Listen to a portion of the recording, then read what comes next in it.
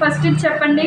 మనకి న్యాచురల్గా విటమిన్ ఒకటి ఆహారంగా తీసుకోకుండా లభిస్తుంది. ఏంటది? Vitamin D. అది దేని నుంచి లభిస్తుంది? సన్లైట్. Very good. మనకి ప్రోటీన్స్, మినరల్స్ వీటిలన్నిటి నుంచి కూడా మన బాడీ గ్రోత్ అనేది చాలా ప్రాపర్గా జరుగుతుంది. వాటితో పాటు కూడా మనకి ఫైబర్ కంటెంట్ అనేది అవసరం.